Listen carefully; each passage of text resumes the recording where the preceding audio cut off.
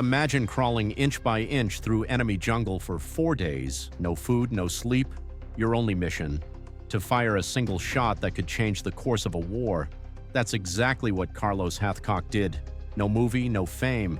Just one white feather in his cap, and a legacy that still echoes through Marine Corps sniper schools today.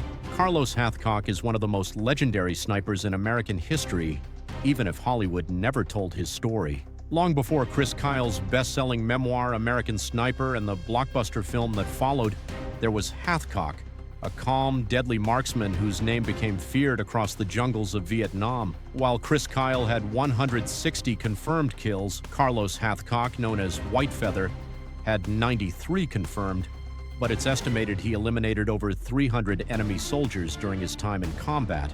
Born in Little Rock, Arkansas in 1942, Hathcock was raised with a rifle in his hands. As a boy, he hunted squirrels and rabbits, pretending he was John Wayne in the Pacific Theater. He didn't just admire heroes, he trained to become one. On his 17th birthday, Hathcock enlisted in the U.S. Marines. He was only 140 pounds, but his skill as a marksman quickly earned him national attention. In 1965, he won the prestigious Wimbledon Cup for long-range shooting. A year later, he was deployed to Vietnam. That's when the legend began. Hathcock arrived as a military policeman, but soon volunteered for frontline sniper duty. Stationed on Hill 55 with the 1st Marine Division Sniper Platoon, he wore a single white feather in his bush hat, an open challenge to the Viet Cong and North Vietnamese snipers. The white feather earned him both fame and danger. The enemy feared him so much they placed a $30,000 bounty on his head, unheard of when most American snipers had only $2,000 on theirs. One of his earliest and most daring missions was the assassination of a North Vietnamese general. To get within range, Hathcock crawled over 1,500 yards for 4 days straight, through thick brush, enemy patrols, and blistering heat. Without food or sleep, he finally positioned himself within 700 yards of the general's compound. At dawn, when the general stepped out and stretched, Hathcock took the shot, one bullet, straight to the heart. The enemy never knew what hit them, and Hathcock vanished back into the jungle. But not all missions were tactical. Some were deeply personal. There was a feared female Viet Cong leader known only as Apache. She had tortured a young Marine in unspeakable ways, right near Hathcock's position. She was a bad woman, he later said. It was personal. Very personal. Days later, while observing an enemy patrol, Hathcock spotted her. He knew it was Apache when she stepped off the trail and squatted. "I stopped her," he said. "I put one extra in her for good measure." For him, it wasn't revenge. It was justice. Hathcock's weapon of choice was a Winchester Model 70 rifle fitted with a powerful unertl scope. But when the need arose for extreme range, he improvised. Using a 50 caliber M2 machine gun modified with a scope and mount, he achieved one of the longest sniper kills in history. From a mountaintop, he fired at a Viet Cong fighter brushing his teeth 2,460 yards away. That record stood for decades. The most dangerous duel of his life came when the North Vietnamese sent their own top sniper, known as the Cobra, to kill Hathcock. The Cobra was methodical.